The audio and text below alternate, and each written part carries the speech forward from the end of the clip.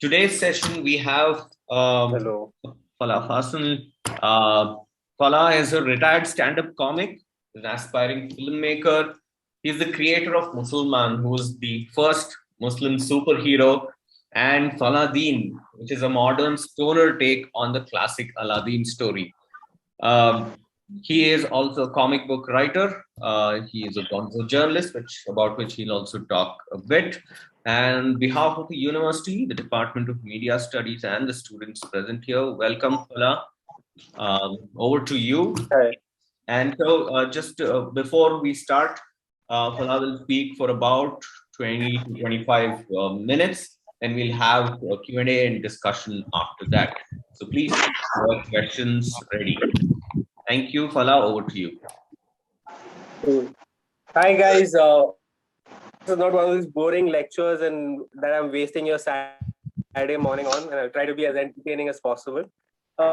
I'm really amused that Christ University is calling me to give a lecture. It's a college I could not get admission at, but I'm getting a lecture at, so I think it's a huge honor. I knew that it would happen at some point, but I did not know it would happen so soon. I mean, to give you some context of what I've done in the past and how I've got here, I'll just tell you like a quick version of my origin story in a certain sort of way, where basically I was a very clueless teenager. Like a lot of people like have a set plan about being an engineer and doctor or whatnot, but I was like in PU in Joseph's, and I was quite clueless as what I wanted to do because I was studying commerce and I did not like commerce. And Nice story चल रही है मेरी. and there was this तो आगे animation से course that I बोलो. was going to, and the animation place shut down. And wait, there's some mic mute. What's happened? Students, please mute your microphone. Manisha. Sorry, Fala. Please continue. Yeah. So I was quite a clueless teenager, and then one day there was this movie playing on TV called Pulp Fiction, which I kind of bookmarked to watch. And while I was watching it, like my mom was in the hall, and in the first scene when the couple is kissing, my mom is like, "What are you watching? What are you watching?" And by the time Uma Thurman ODs 20 minutes into the film, my mom is like, "Change the channel right now," right? And that day I went home, I went into my room, torrented the film and watched it right then and there. And by the time I was done watching the film, I'm like, if this is a job, I want this job to make movies. And that was kind of like the turning point for me, where the decision to make films was kind of like decided. But it was not like an easy journey because my parents could not afford film school, and hence I took up journalism as a thing that I studied. Like I studied in St. Joseph's Evening College, where I studied journalism, political science, and sociology. And in the time that I was studying it, what I would still do is that whenever I'd find out some shoots were happening, I'd go and assist, go and be an assistant director and learn from watching other directors work, because I couldn't afford film school. I had to figure out a way to make my own films.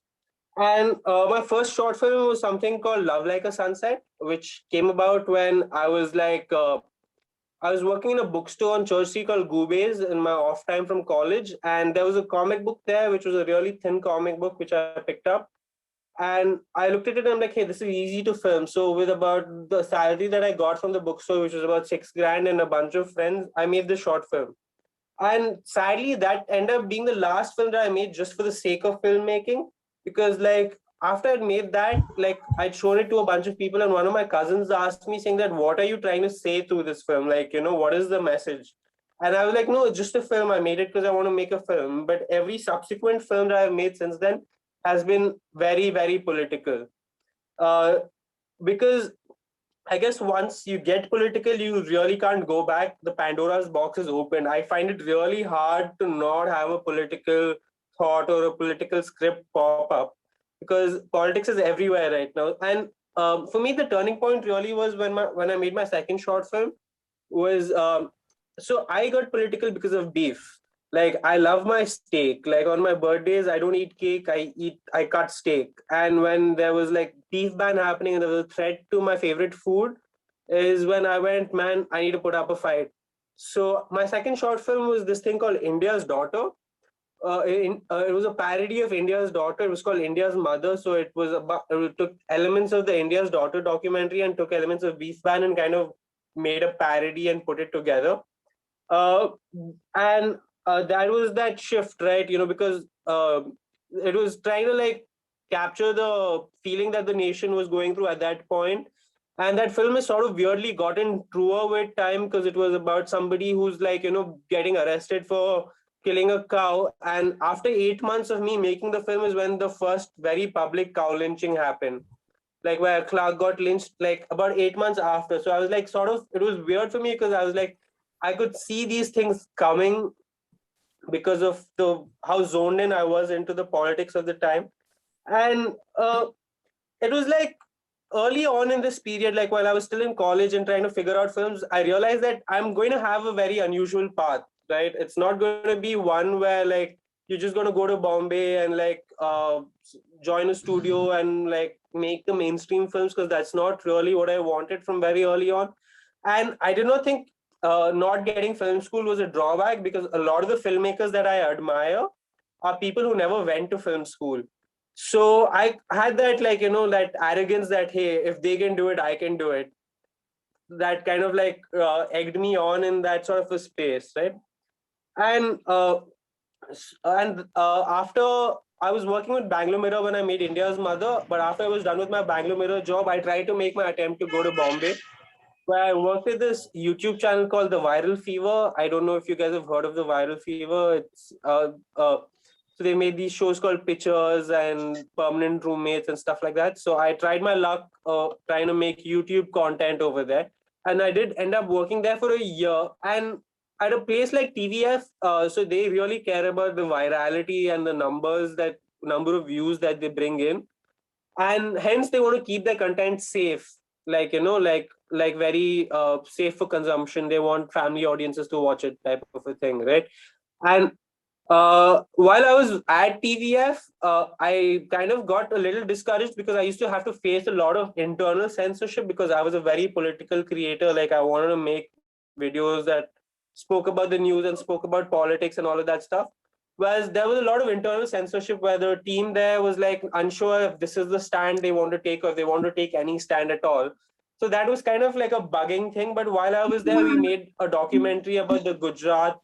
We went to Gujarat and made a documentary about Jignesh Mevani, who at that time was leading a march for Dalits, where like, 4 Dalit boys were beaten up in Una, and they were marching to Una to like, assert their independence and saying that they won't do dirty work and stuff. And while we were there, sorry. So while we were continue. Somebody is unmuted again, so please continue. So while we were in Una and making this documentary, like it was supposed to be like a peaceful march of like about 20,000 Dalits coming by and like, having a thing on Independence Day. But what happened was, while the people were talking, the village was surrounded by all sides by Gaurakshaks, and it turned into a riot. Like where when the Dalits were done with their march and then they were going back, it turned into a riot. And we were just stuck in the middle filming whatever was happening. And we made a documentary about that, which ended up being featured at Kolkata People's Film Festival and the Kochi Biennale that year, which was completely surprising. We weren't making it for a film festival, or we weren't looking for this, but the film festivals like invited us saying that, hey, this is like a new voice in documentary storytelling and we'd really like to have you on board. So my experience at TVF, even though like for me it was kind of disheartening about how much censorship I had to face, what it taught me was how to communicate to the masses, because they really like want to get it into the millions and the 10 millions of like viewers, right? So they follow some formulas of which how to communicate, which I picked up from working there, which I think has benefited me in my career after. That was my biggest learning from my TVF experience. After TVF, I came back to Bangalore and I joined a company called Counterculture, where we set up a YouTube channel called CCTV, where we made a couple of videos. One of them was called Nationalism Glasses, which went like super viral, like all over the internet. It was basically on a concept of when there's these saffron tinted glasses, which when you put on, whatever's wrong with the country appears fine to you through the glasses, and how this guy discovers these glasses in his journey, figuring out how these glasses work, which to be honest is not an original idea. It's actually like from a movie called They Live, made in the 80s by John Carpenter, which I saw, I really liked, and we thought we could contextualize into current Indian scenario. So as I come towards my writing process and talking about my writing process, what I'd like to say is, like, there's a lot of stigma around imitation and plagiarism. But I personally think imitate until you figure out your own style is a feed like a tip I'd give people, because right out of the box you cannot come out guns blazing and, hey, this is me, this is my style, this is who I am. So it's totally fine to imitate somebody who you like until the point where you figure out your own voices, because I don't think my voice as a creator is unique, but is an amalgamation of everybody who's influenced me, right? So and that's where you have to figure out your own sort of a journey, where in the sense where after getting out of counterculture, I tried writing web series, going back to Bombay, pitching my shows, but after a point where you're sitting in boardrooms trying to explain to people why your story is great, with people without imagination who are not going to get what you're saying, after that, I just decided I'm going to come back. I'm going to buy myself a camera. I'm going to buy myself a Zoom recorder. And I'm going to make my stuff myself, because nobody can tell me when or what I should make. And that has liberated me into like saying exactly what I want, right? In that time, I've been far more productive than I'd ever been previously, because I am my own boss. It's a harder thing to do, because then you're harder on yourself. You feel guilty about not doing enough. But then there's no restrictions as to what you can say and do, and which I found very liberating. So coming to my writing process, I've had a very different journey, in the sense where very early on, I decided I wanted to be a filmmaker, but I knew that it would take me time to get there. So in that time, I started doing stand-up comedy. And I did not do stand-up comedy with the objective of wanting to fill out auditoriums and be the biggest stand-up comic in the country or whatever. For me, it was very much about workshopping my writing. Like, I wanted to make my writing tighter, funnier, so that when I do get around to writing film, it's a lot more crisper. And from the get-go, that was my objective with getting into stand-up. So I did about 7 years of stand-up, where it was very much about trying to understanding audience response, understanding the rhythm of a joke or how to tell stories, all of that stuff that I gathered. And that's where it turns out to be different, because when you look at my comics, it's mostly like using the same beat structure as a stand-up joke would. And that's how I write, is where I basically workshop my stories, even though I don't do stand-up anymore, or not as much as I used to. When I have a story idea, I go and I workshop it in conversations. Like when I'm drinking with friends or smoking with friends, I'll start telling them this new story that I'm working on. And each time I tell it to them, I build on the story. I add more punchlines. And after about 3 or 4 months of just telling the story in conversation to people, and I feel like I have all the beats and the punchlines down, is when I actually sit down to write it. So it's a slower process, but I think it really works. And another thing that really helped me, like, as a turning point for me to discover what I want to tell, is figuring out the story circle.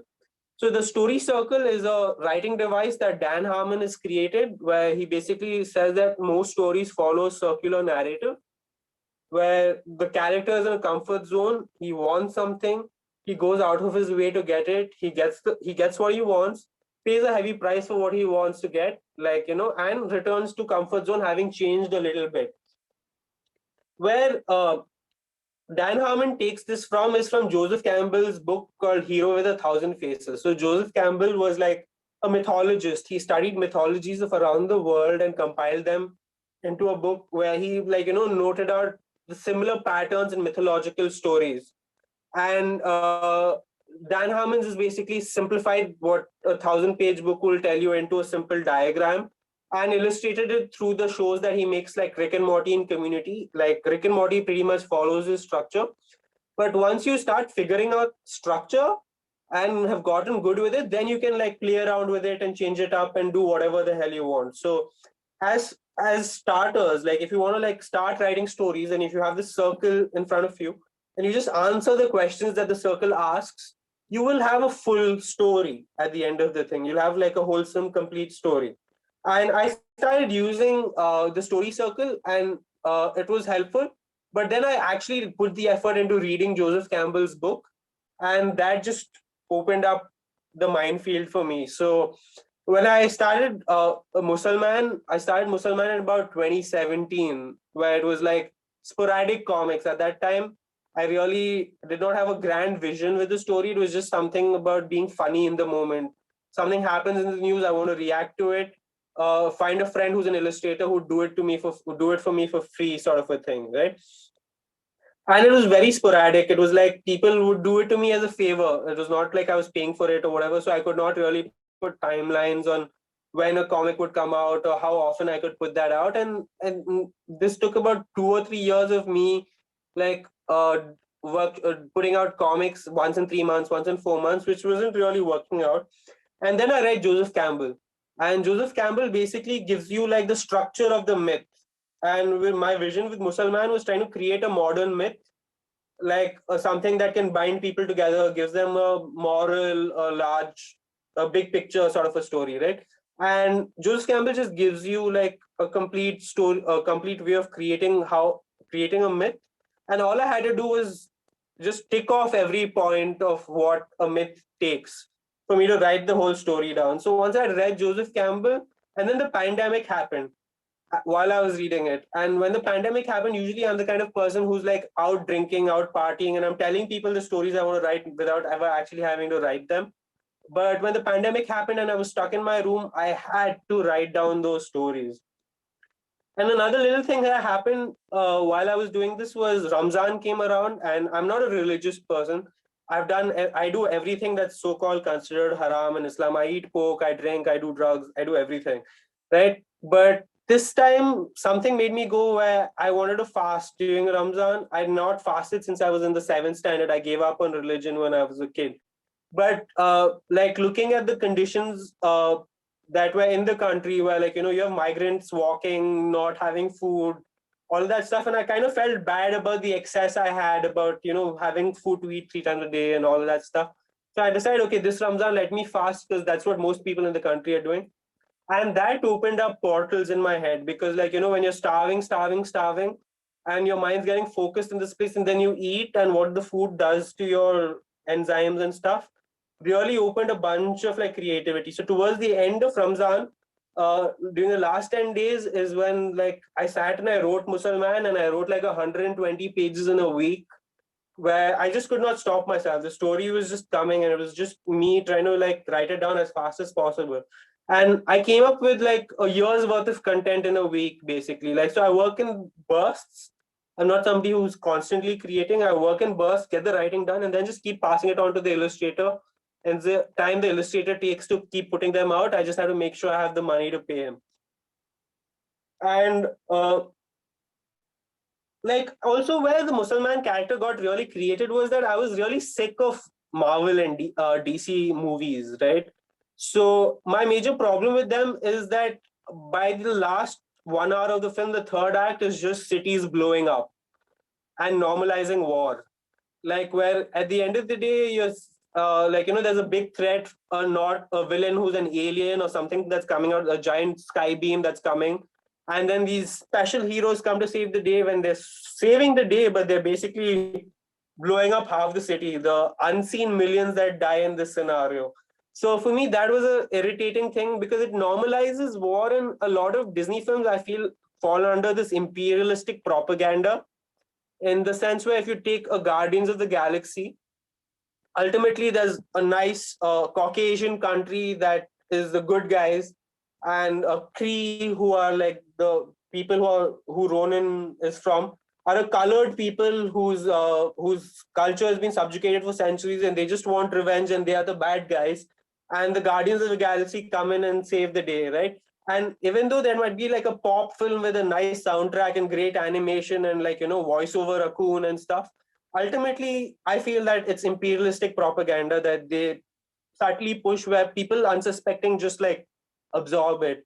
So I just wanted to come up with a counter narrative to this, because like all this time, especially like not so much in Marvel films, but almost like most of my childhood and adult life, like 9/11 happened when I was about 8 or 9 years old. And ever since then, you've just got and this amplification of the bad Muslim narrative. Like, and especially right now, if you look at any of the movies that are coming out, they want a villain, it's a Muslim guy, Muslim terrorist. That's like sort of like an equation that's being drawn in media and popular culture. And that can like make you start questioning your own belief after a point, right? Because like for me as a kid who still believed in religion, when I saw people like Osama bin Laden and Taliban being like put up in the news, it made me question like, hey, is this the religion I follow? And I kind of wanted to write a story that my nephew and nieces can like read in the future and draw inspiration from. And the fact that Muslims are not always the bad guy, that there can be a Muslim hero, sort of a thing. So that's the driving motivation that came to me. And a part of what I end up writing came because I covered the CAA protest as a reporter. And during the CAA protest, I was going to almost every protest every week, interviewing people, hearing what they had to say. And what I realized is that people really don't know what to say. It's the same stuff being repeated, same average talking points that everybody is talking. And I realized that people do not have a vision. People do not have like major goals. They just are reacting. And as long as you're playing a reaction game, you're going to be 2 steps behind. So I wanted to propagate my own vision. And if when I propagate my own vision, it puts the onus on the other side to react. You're not always reacting. So that kind of like motivated me, like listening to people during the CAA protests kind of like made me like have these deep realizations about what it means to be a Muslim or what it means to be a minority and why there's a need for alliance. So that was part of the reason why I included like a little bit of Ambedkar and a little bit of having Chandrasekhar Azad as a character in my comic. Is there's a need to build alliance, because when you look at the right wing, even though they might be internally divided, their outward appearance is of a family. Like, there's this whole saying called united we stand, divided we fall. The right wing takes the united we stand aspect to the T, right? No matter how much infighting they might have in a party or disagreements they might have on certain policy, to the world or to the outside world, they stand a united ground. Whereas on the left wing, or whatever you would like to call the left wing, because I don't think India has a real left wing, it's just centrism that is just left of the right extreme that we are at. And what happens over there is people are just trying to further divide themselves, like people can't take a victory for a victory. For example, I remember this incident that happened where Prashant Bhushan was in contempt of court, and as punishment, he was given a 1 rupee coin, a 1 rupee punishment. And it set a precedent that, hey, contempt of court, but if you're not really in contempt of court, your punishment will not be that bad. And for like half a day, there was like, hey, such a good thing happened. The court kind of bent. But by the evening itself, you have these voices saying, he only got such a less punishment because he's Brahmin or because he's upper caste. Like, you can't take a victory for a victory, and you're trying to find defeat in victory too, is what I feel happens on the left. And that is something that pisses me off. And hence I want to like, through my work, like build grand alliances, because like I think giving a grand idea for people to get behind is important. Do you want me, I have a lot more to talk about, but do you just want to get into the questions and then I can take it from there? Or do you want me to talk more about? You can go for about 3 to 4 minutes and then we can get to some questions and then we can get back.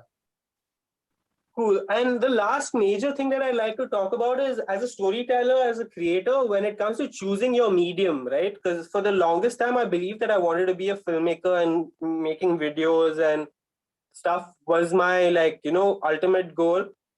But when the pandemic happened and shooting was not really happening, and comics something that just happened, and it just freed me as a creator. So how I got around to comics was, I'd seen this movie called American Splendor.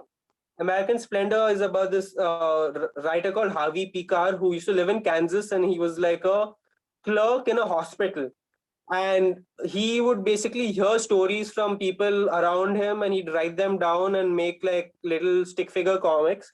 And then he came into contact with like this legendary underground comics creator called Robert Crumb, who saw the potential of his stories and just like said, hey, your first few issues I'll illustrate, don't worry about it. Illustrated, it was an underground success. Then more people collaborated with him, and he's made comics for like 40, 50 years. And watching that movie made me go like, dude, like a clerk sitting in a hospital can make comics. What is stopping me? Sort of a thing. And that just gave me the drive, because Musalman had been a video idea. Like it started with like one of wanting to make videos, small sketches, but to show a superhero, it takes a lot of budget. So when I saw this, I'm like, dude, I can make comics. And there's this writer in Bangalore, writer illustrator called Apupen, who makes Rashtraman, who's another superhero. So I went to him and I'm like, man, I have this wild idea. I want to make Musalman. Can you help me out? And he was like, okay, I'm a little busy right now, but I have a friend who's an illustrator who will help you out. And that's how I started making comics. And what I got to this year, in the last 1 year, I've had the most fruitful time as a creator, because what comics does for you is that you have no limitations of what you can show. Film still limits you based on how much is your budget, what is an actor capable of doing. All of these things are restrictions, whereas in a comic I can do anything. Like if you follow my comics, I have space travel, I have a big monster fighting the hero, all of that stuff shown in a budget where I'm not spending more than 5K or 10K making this, right? Because cost effectiveness is very important if you're not working in the system and have unlimited budget. When you're working, making stuff out of your own pocket, keeping the budget tight is very important, and comics liberates you in that sort of a sense, and it gives you creative control. You're not trying to convince a producer that this is right. You're not trying to convince other people in the cast and crew this is right. You don't have to pay for their food or anything like that, right? And uh, and a lot of it is like taking the time to find a collaborator who like gets you. Like me, I wouldn't have created these comics had I not found this guy called the artist Spud, who really got what I wanted and took my idea and took it a little further. So like being in the creative business, like from what I've understood, is just finding the right collaborators. And if you find the right collaborators, your job becomes that much more easier. If you're working with somebody who does not get you, it's the worst. You almost start questioning why you're doing this even. And when it comes to comics, in my opinion, is like the oldest form of communication. So in my opinion, Egyptian hieroglyphics, cave paintings, all of them were using images to tell stories, which in my opinion are a form of comics. And so when you use comics, like I think a animal brain gets triggered a little bit, because we have been used to this form of storytelling for centuries, even before we got around to words. And how like Grant Morrison, one of my favorite writers, explains it is that there's a right hemisphere of the brain that deals with image and stuff like that, image, sound and stuff, and the left hemisphere that deals with language and words. So when you're reading a comic, your whole brain is getting engaged in order to draw in what you're seeing. And unlike film, what happens is a film is for a particular period of time, and you can only see a frame for as long as the director's intended you to see it. It's like a passing thing. Whereas a comic frame is there for you to like look at and stare at for as long as you want, flip back pages, flip forward pages, and look. And when you look at a frame and absorb every little detail, so it's time irrelevant. Like you can take as much time as you want to read it, as opposed to like a film that lasts a particular period of time. So these are the advantages of comics, whereas film, in my opinion, is a far more accessible medium. A lot more people will be open to watching a film, because we've just been programmed to like constantly watch stuff on the TV and stuff, and not having to read helps a bunch of people. Like film is far more accessible, reaches a wider audience, but comics gives you a freedom to really like tell what you want without having to worry about it. Like Alan Moore puts it with comics, he's like, don't try to imitate film, but do what film can't do. And that's kind of been like a guiding motivator for me to like write comics, is like show the stuff that I would not be able to show if I was making a film. So yeah. Okay, I think we can take some questions. This is really interesting, Palal. So before I, start questions. Some of it about, I think we have about 3 or 4 which have already come from students. And I have a few questions too. So before that, I did want to ask you, you mentioned that what happened in Nagpur, influenced, the comic writing too. Would you want to talk about that experience? Sorry, what? No, you did mention in the emails also what happened in Nagpur, right? And that experience, helping you write and, the kind of stories and direction. Would you want to talk about that? Yeah, so I mean, I hope this does not leave the classroom. I hope you guys don't go and spread the story because I could get into trouble because what I did was not very thing. But what happened was like in March last year, in the end of March last year, I made a film called Rang De Basanti Part 2, Tipu's Revenge, which is taking a Rang De Basanti, like making a fake sequel for Rang De Basanti, which was screening at a film festival in Raipur. So we'd gone to Raipur, and from Raipur, we'd gone to Orissa further to like meet a friend who was like rescues bonded laborers and stuff. And we were coming back from Orissa, and from Raipur to Bangalore, our train was like booked. And all we had to do was get on the train, but our Orissa train got late. Like, it reached 10 minutes late on the same platform as the Bangalore train left from. So we had like no option but to like catch a train to Nagpur and then Nagpur to Bangalore. So we got to Nagpur around 7:30 and we got a Bangalore train at around 10:30. But me, the kind of psych idiot that I am, I just went, man, like I was traveling with a friend, my friend Nikki, who like shoots and edits for me for a period of time. I was like, man, RSS headquarters is in this town, right? Should we go see? And Nikki, the kind of person he is also is like, yeah, man, I've also not seen it. Let's go see. So we basically took a cab and went to the RSS headquarters. And first, when we went there, like it led us to a place that was like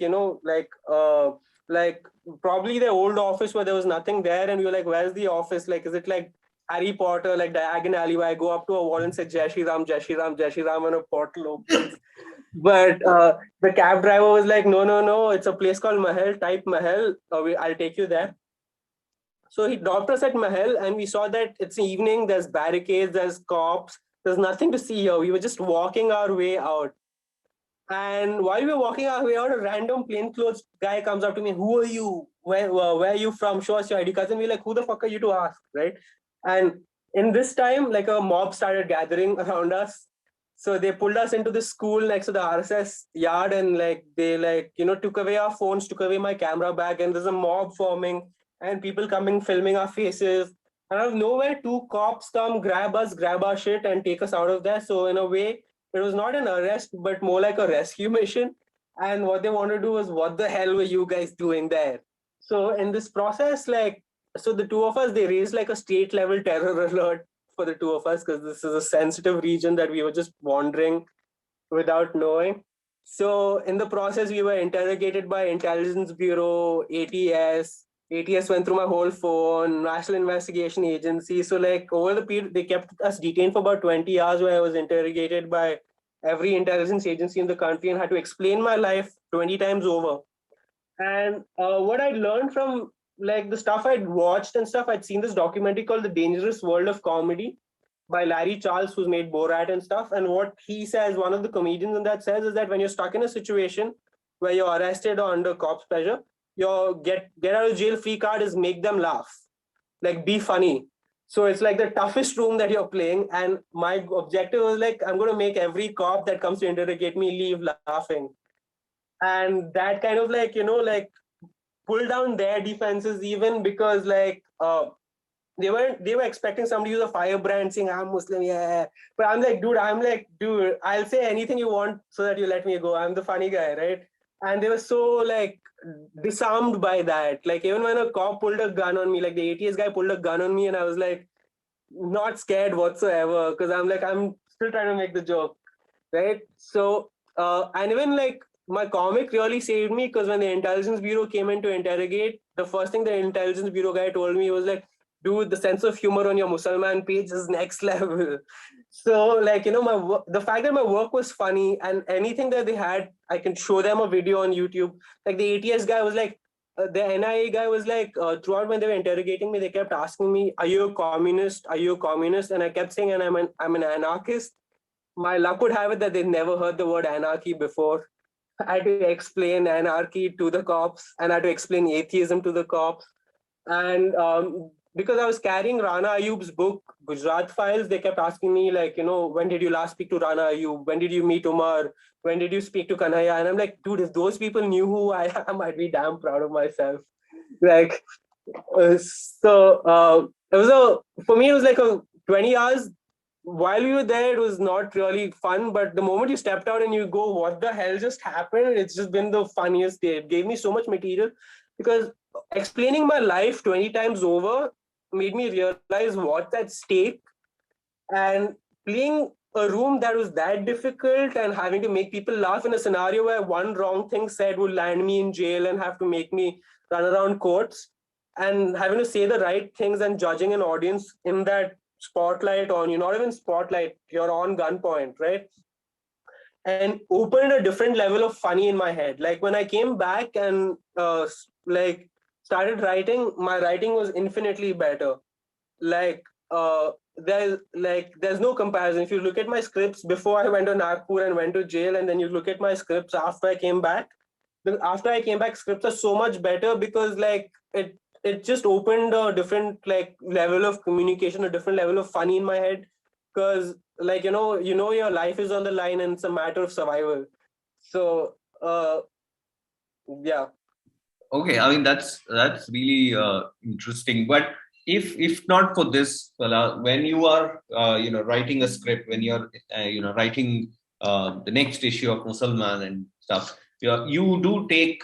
I mean, most of them are connected to current affairs and events which are happening, right? How much research goes behind when you have to tell a story and you need to take a perspective? How much research do you do about the event itself before you actually come to the drawing board?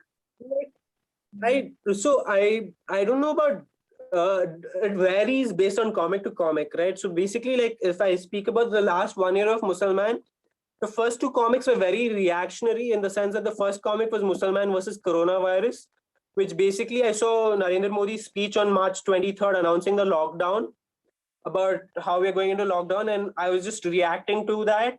I was just like saying that what if Musalman had to give this speech and speak on coronavirus, what would he say? And the second was Musalman versus Arnab, where like I think I saw an Arnab video where he was like ranting about Sonia Gandhi and the Congress and whatnot, and kind of really pissed me off. Like a lot of like some of my comics come from just getting angry about a news story. Like even the Tejasvi Surya comic that I put out like last month was basically seeing Tejasvi Surya like dismissing people in the war room during COVID times based on their religion, and I just got really angry. And I just had to find a way to release my anger, because holding on to anger, you just get to be a very frustrated person. I do not like holding on to anger, so I'd rather channel it creatively.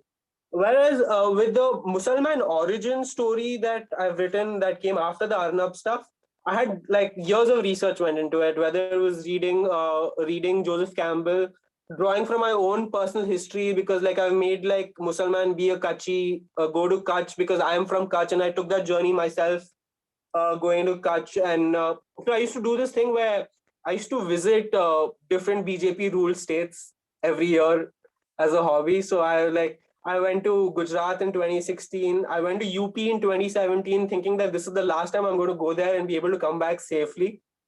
So let me just go see Banaras and Ayodhya and stuff now while I still can, because I don't know if I'll get to see Banaras after this sort of a thing, right? So during the travels, you hear stories.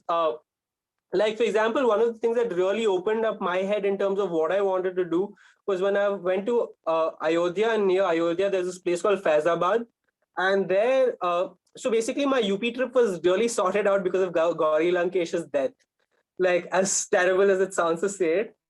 Because I worked in Bangalore Mirror, she was a columnist, and when she died and I went to the protests, all I had to be was like, hey, I worked in a newspaper where she wrote, and everybody was like, they were ready to feed me, give me a place to stay, everything.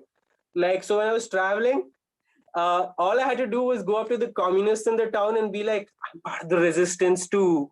And they would just like house me and like make me meet interesting people and all of that stuff. And I met a Hindi literature professor in Faizabad who teaches in Faizabad University. And he told me stories about this writer called Harishankar Parsai, who used to write satire in Hindi in the 60s. What he used to do was make fun of the Congress government of that time, but in the context of Ramayana and Ayodhya stories. Like he has stories like Ayodhya after Ramayana, where like, the monkeys who are part of Ram's army are war veterans and unionized to like petition Ram to give them compensation. And he has stories where like Hanuman is traveling with the Sanjeevani booty towards the end and he gets stopped by customs officials for drug trafficking and stuff like that, right? And for me, like the longest time you get told that Indian audiences are not ready, Indian audiences are not smart, Indian audiences are not going to get your high pro humor. Whereas when I heard stories like this, I'm like, no, dude, there's a huge culture of this in non-English languages, like in vernacular languages, be that in regional languages or Hindi. There's a huge culture of satire and making fun of stuff that's not supposed to be made fun of. It doesn't happen in English for some reason because we think that audiences are not ready. And having these experiences just made me go, man, audiences are ready. You just have to put the effort to put them out there. Unless they get a taste of what you have to offer, you're never going to know whether they're going to like it or not.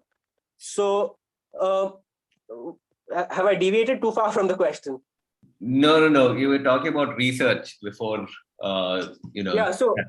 So all of these bits count as research, which at the time I did not think I was researching a story, but all of these experiences kind of add up, So I watched a Neil Gaiman masterclass, and what Neil Gaiman says about writing is that even if you have an idea and it doesn't work right now, put it on your compost heap. And if you have another idea that doesn't work, put it on your compost heap and on your idea compost heap. And when the compost heap builds up and deteriorates a little, let it like whatever, and then different ideas will mix up and they'll come out and so never, an idea is never wasted. They'll just find a way for it to manifest later on in time. So all of these travels that I did, books I've read, comics I've read, movies I watched, all of them kind of just like melt together and add up and come out, take a beautiful outlet like later on in time, which you never thought would come, Right. So Fala, the next question before I go to students' questions, which are coming one after the other, is when you are writing a counter narrative like Musalman, right, which is going against what normal hegemonic narratives which are there in society, be it on media or in general understanding itself. There is a chance of, while this counter narrative is happening, falling back into the stereotypes which are already created. Do you very consciously ensure that those kind of traps are avoided? And if so, how do you do it? Because there have been counter narratives where, existing stereotypes sometimes have been reinforced. Yeah. So, I mean, I think that could be the case if you look at my early comics, the ones I used to put on Facebook in 2017, 2018, can be, you can think that they fall under the trap of stereotyping sort of a thing, but that was a simpler time where we're not so on the edge about it. Right. For me, where I think my thing stands out is that I'm saying the unusual thing, because I'm not a religious person. In fact, I'd say atheist bordering on agnostic, kind of wanting to be pagan sort of a person, right? So when people tell me stuff that, hey, your prophet was this and this, it doesn't affect me at all. I have that level of detachment from this to be able to tell the thing that is necessary, because where it is coming from is because whether I'm believe or not, whether I'm Muslim or not, does not matter. My name is enough for them to beat me up or kill me or whatever, right? So it becomes a matter of survival, because I'm I just want to say the things necessary for me and my kind to survive. It's trying to bridge the gap and say the things that are necessary to be said. So it's a very fine line, because I do not want to fall under stereotypes, because my publisher keeps telling me also hey man, you need to get Musalman to do more Musalman things. I'm like, what does that even mean? Right? Because it's been it's a very fine line to walk, and especially what's helped me navigate it is knowing to do stand-up. Because in a stand-up, while doing stand-up and being in a live audience space, you might have 10 people who are laughing at you. There might be 2 to 5 people who might disagree with you. And you have that, you figure out how to navigate, unless you want to get heckled and yelled off of stage or whatnot. You need to learn how to navigate a room like this, right? And that kind of just gives you that ultra thing of walking that fine line, because like, in my case, with what I write, I could piss off the right-wing Hindus, I could piss off the right-wing Muslims as well, because they're like, hey, this is not what the Muslim Islam tells us or whatever the hell, right? So it's a very fine line of where I'm threading. And in a way, I am probably the creator who uses the block button like a trigger. Like if there's a hint of anybody who might report me or put an FIR, I just block them so that they can't just see my content. So there's been that. But on the plus side, I've had a lot of positive feedback. Like I made a video called Musalman on Kashmir, right? Where this was when Kashmir went into lockdown. And my perspective was like, this whole Kashmir issue is because the partition happened, which the British divided us. I think we should just reunite Pakistan and India, and Pakistan and India and Bangladesh, and have a united. I'm for Akhand Bharat, right? And that perspective really like twists the thing that people are expecting from a Muslim person, because like I've had people who've sent me DMs after that saying that, hey man, I used to follow the RSS ideology, but then I saw your video and it showed me the light. Now I do not think Muslims are that bad anymore. Like I've had people who come to my page, begin trolling on different posts, but then they see this video and they were like, if more Muslims are like you wouldn't have a problem with Muslims and stuff like that. So it's like for me, I used to play cricket growing up, and for me, like a lot of how I understand life is through cricket. And in my opinion, my fiction is my attempt to try and bowl a googly. Like bowl the unexpected ball, bowl the googly, try to get them LBW, like sort of a thing. Because like most of the popular narrative, especially when it comes to resistance, is fast bowling, right? You have to react immediately, come and throw the fast ball. And when you're bowling fast and it's coming straight, these guys know how to hit it out the boundary. They know how to hit you for a 6 and how to hit you for a 4. So when you start bowling spin and try to confuse them, you might be able to get the wicket. So for me, like my content is kind of like my attempt to bowl googly after googly in a way. Right. And get the other side stumped. Yeah. So, okay, let me take a related question from the students. How risky is it to choose religion aspect as a topic of debate? We all know it's a very sensitive content, same with political parties. So, yeah, I think you answered it, but do you want to comment on this? How risky is it? So what most people don't understand is a lot of people want to be safe and get on with their lives and stuff, but I have a death wish. Like that's what is different. I have a death wish, right? My goal in life is to be assassinated. Like create something that's so out there that people go, we need to kill this motherfucker to stop him from creating, right? So because all of the people who I admire have been people who've like always like stood out and done the, said the things that was like, for me, another turning point, right, was reading Malcolm X's autobiography, right? Malcolm X was this firebrand leader and who said the things, and he got killed for what he believed in. So so for me, like being safe has never been something I wanted to do. Even when I used to do stand-up, my joke was like, if I don't get a fatwa before I turn 30, my life's a failure.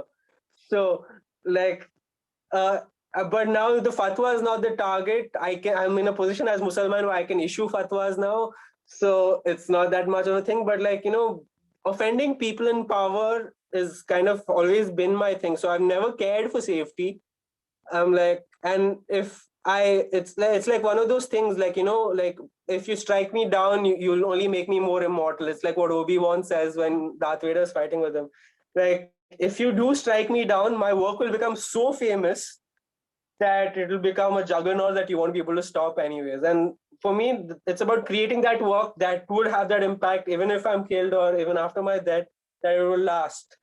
So that is my goal. Like, Okay. Tanisha has raised her hand. Tanisha, you want to unmute and ask the question? Yes, sir. Sir, I'll also switch on the video so that he doesn't feel like he's talking to an icon. Yes.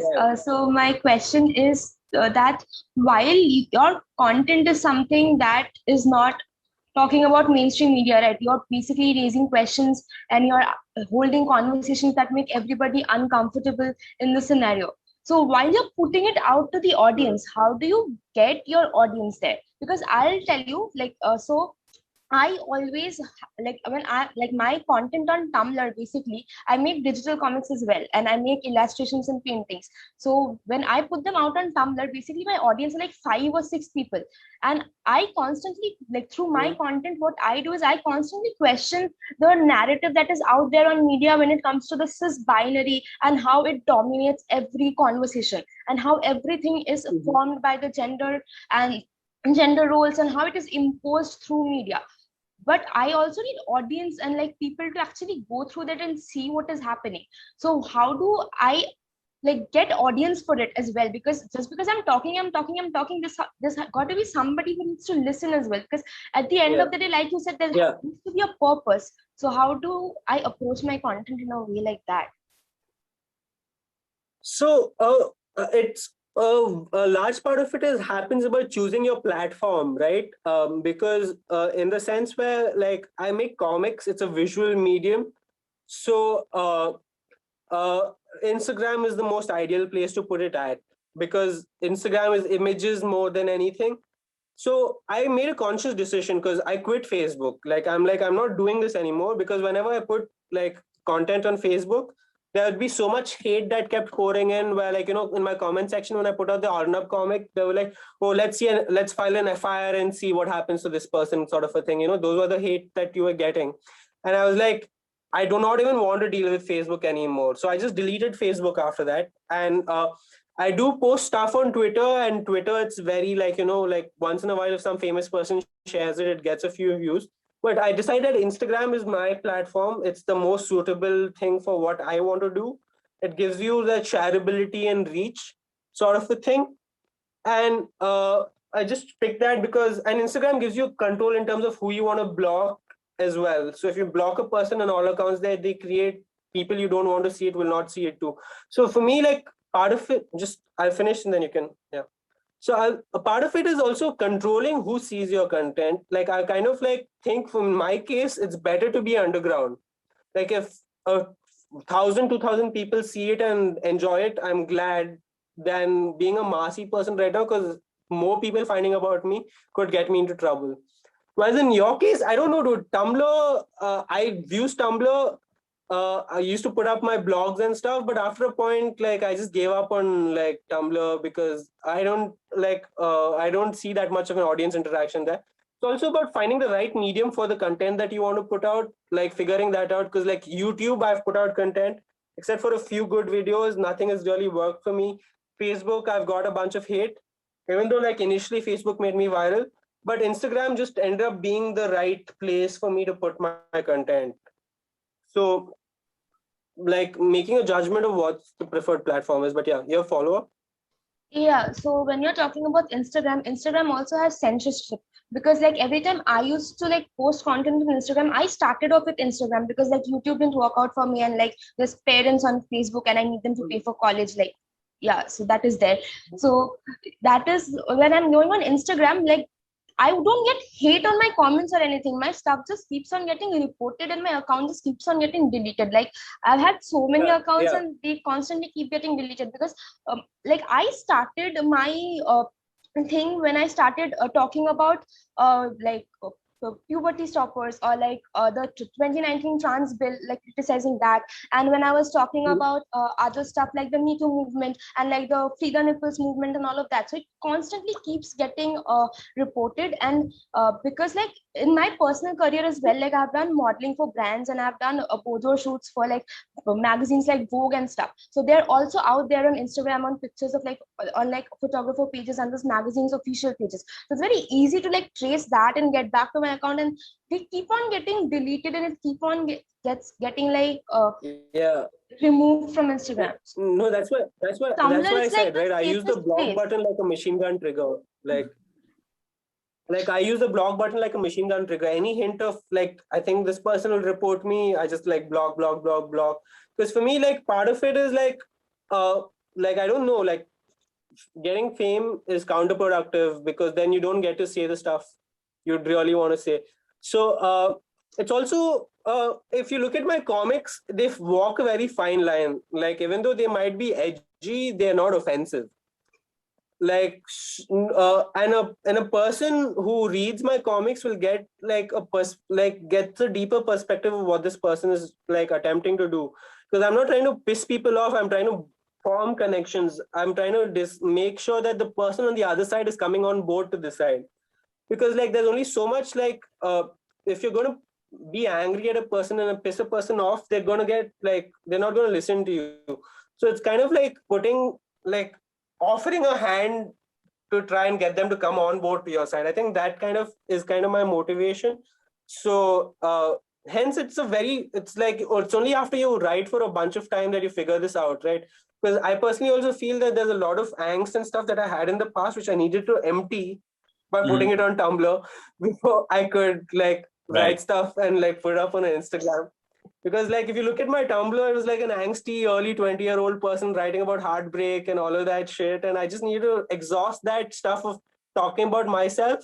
Right. And once you're exhausted that portal is when you start writing true fiction, because when you're done with, okay, I've told everything I want to tell about my life. So Correct. It's a part of so there's no right way or wrong way. I'm write as much as you want, exhaust whatever you have to say.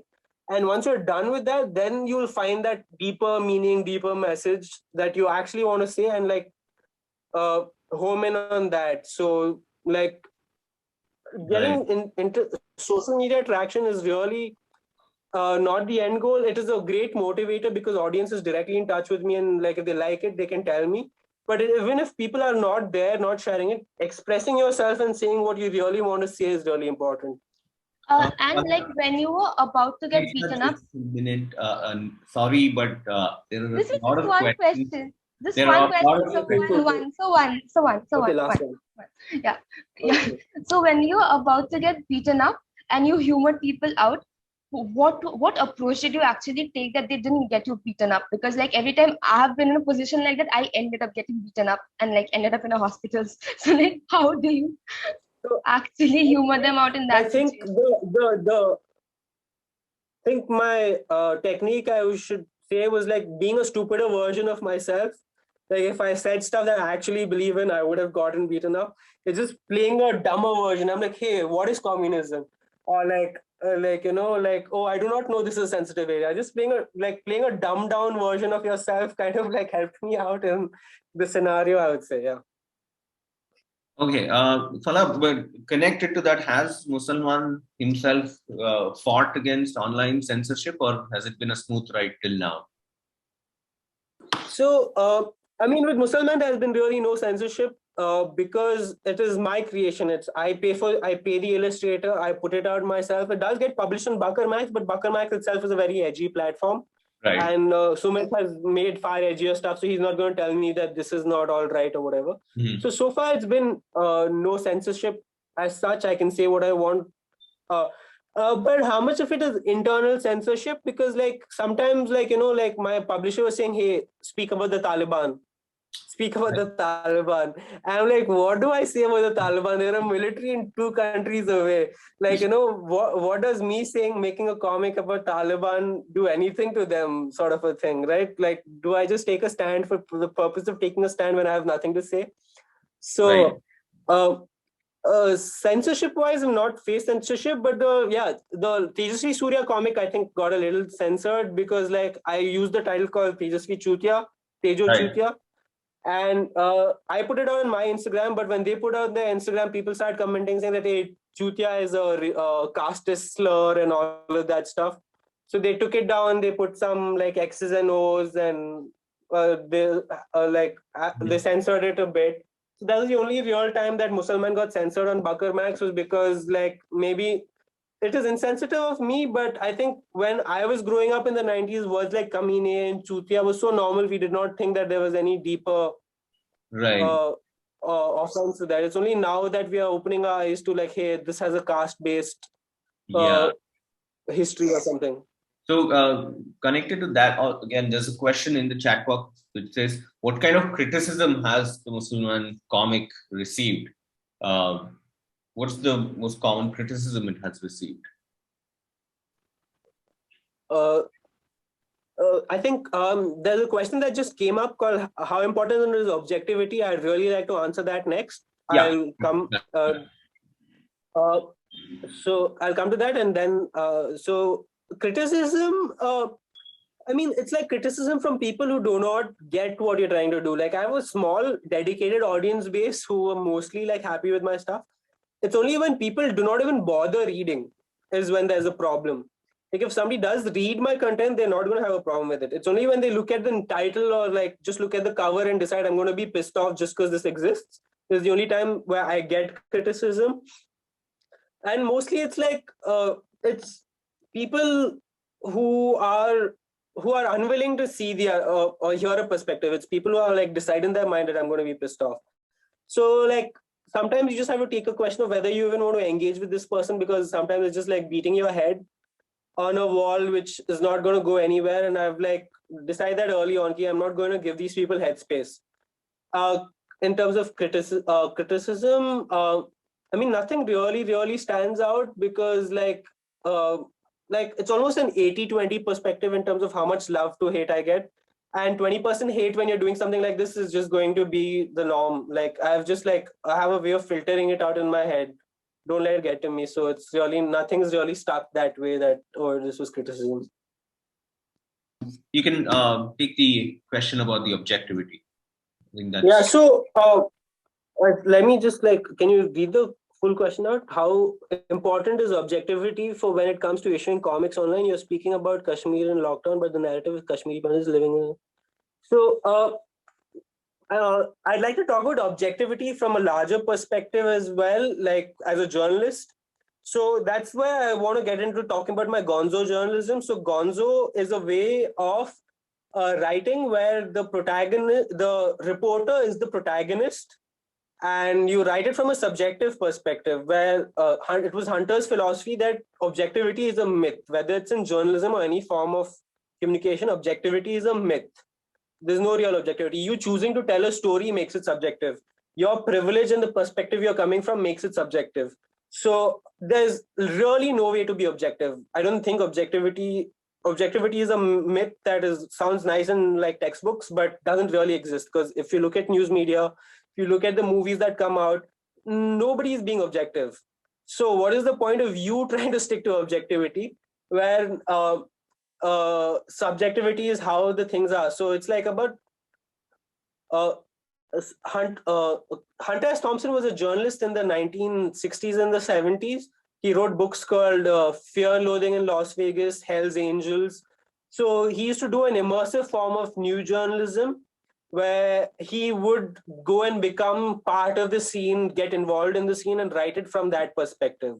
Somebody asked who Hunter S. Thompson is, so I just wanted to clarify. If you want more information on him, you can look up you can Google Gonzo Journalism. You'll find a bunch of options. And Johnny Depp played him in a movie called Fear and Loathing in Las Vegas that came out in '98.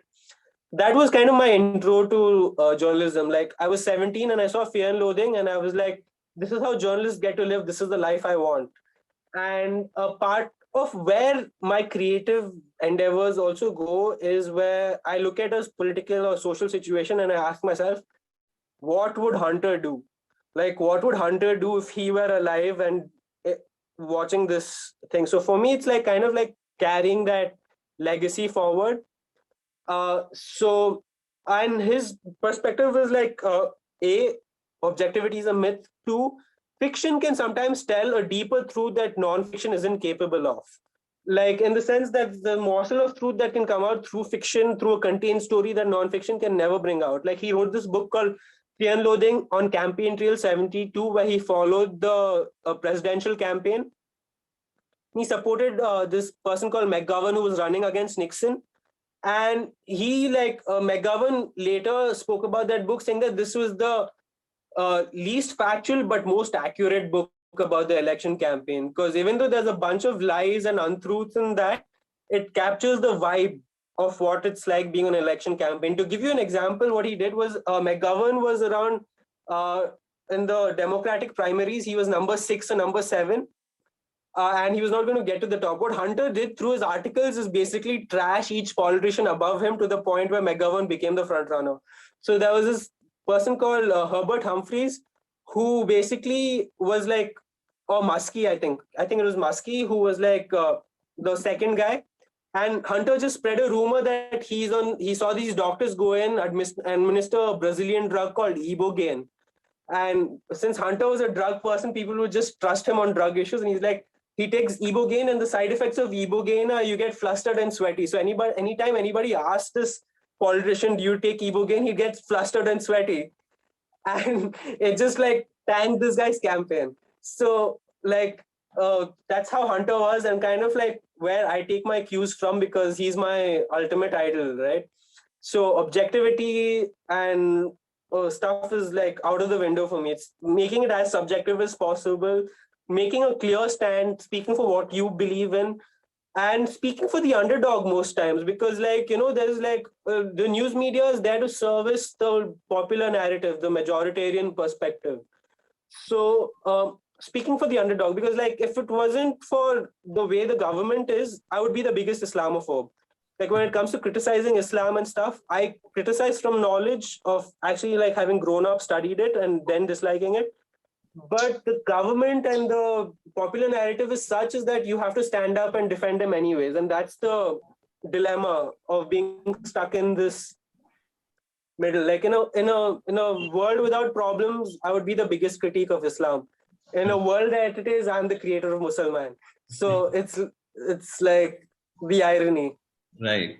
Anish, you have a question, please. You can unmute and ask. Yes, sir. I'm audible. Yeah. Hi, Thola.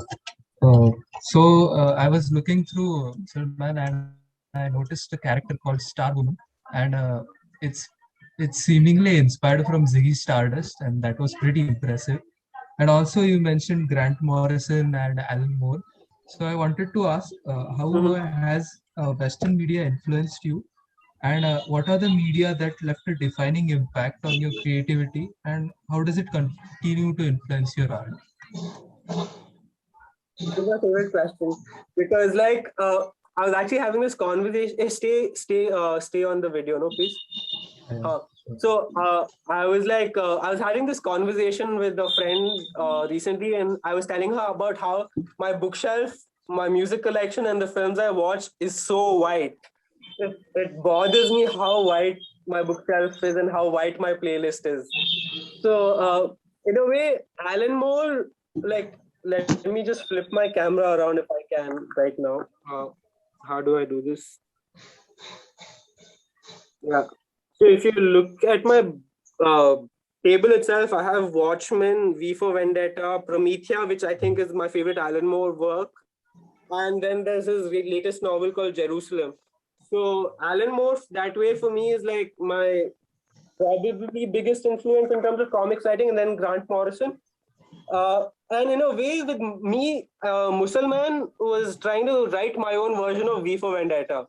Like, I love V for Vendetta. I wanted to create my own version with the social context that I lived in, and that's kind of where some of the Musalman stories come from. If you look at Musalman versus Arnab, it's kind of like trying to do the same scene where V for Vendetta, V goes into the news studio and takes over the news studio and puts out a message. It's me trying to rewrite that scene. So in terms of Western media influencing me, it's huge, because like 90% of my films, whether it's Pulp Fiction made me decide I wanted to be a filmmaker, Fear and Loathing made me decide I wanted to be a journalist, Pineapple Express made me decide I wanted to be a stoner. So I've been like driven by Western media. If you look at my room, there's a poster of Inglourious Bastards right there. There's Easy Rider over here. There's Fear and Loathing over here. So it's like I'm very influenced by movies, and even right now, right? Like I'll watch a movie and I'll get super into it, because I feel like where film comes from. I was trying to think about why we watch so many shows and movies. And it kind of goes back to that Plato's allegory of the cave, right? We're all sitting in our private caves, and there's this screen, and like it's shadow play, it's light playing out on screen, and you're like looking for meaning, you're looking for yourself in that, you're trying to connect to a character. So I always do that. When I watch a movie, I try to get really immersed, find a character to latch on to, feel the movie from that perspective. So that way, like for me, the genres also, like, sci-fi, superhero stuff, all of that comes from like Western media. But it's like, in a way, Alan Moore again has this philosophy of solve et coagula. It is dissolve and rearrange. Like, he's like, take a concept, break it down to its like basest parts, and then put it back together your way. So that's kind of where Musalman comes from. It's like a Western stereotype of like creating a superhero. Take apart the formula, put it back in my own world, and you have you have something, sort of a thing. Right. Thank you, Anish. There's one question, Fala, which is, what kind of confrontation did you face from people who might be conservatives after creating Musalman? Was it similar to the reaction on Black Panther when the character was created during the time of the revolutionary Black Panther Party in the US back in the 60s? See, the thing here, I'll bust you on history over there, because like Black Panther was not created by black people. It was created by Stan Lee, who basically wanted to capitalize on the popular trend. He basically wanted to make money off of the existing sentiment. So in the kind of backlash I've personally faced, the only time I really got pissed off was like during the CA protest. There's this venue called Lahe Lahe in Indranagar, and they were having something called Protest Fest, as absurd as that sounds.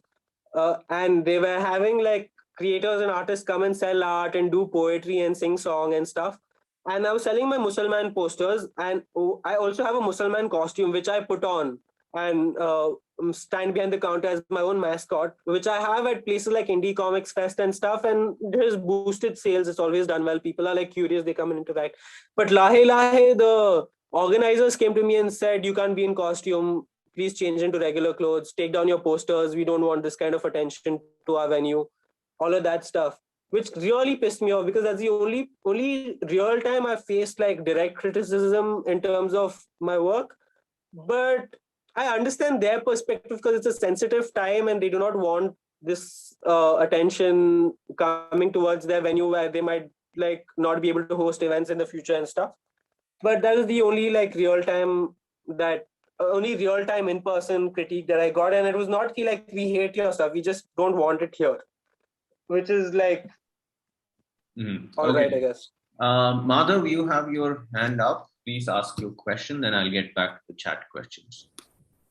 So, okay, I think you missed my question. So can I had put it in my chat. Please, so, please, you can ask the same. Go for it. Go for it. So I kind of had two questions. I'll go for the first one. I feel it is a bit important because, so you said that, just 2 minutes, let me go through my notes. You said that Disney has an imperialistic propaganda. So do you think Disney is not what it shows it to be?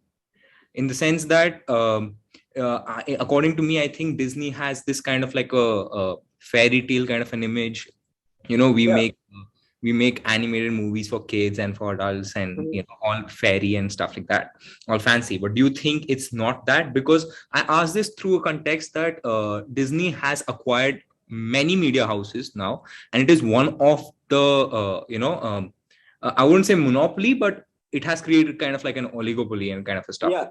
It's a media giant now. So do you think it has shifted, and is it trying to be another media house which pushes propaganda through certain things? So I think this is like a two-part answer, right? When you say Disney makes fairy tales, these fairy tales have very dark backstories. Like Sleeping Beauty is a story about like sexual assault.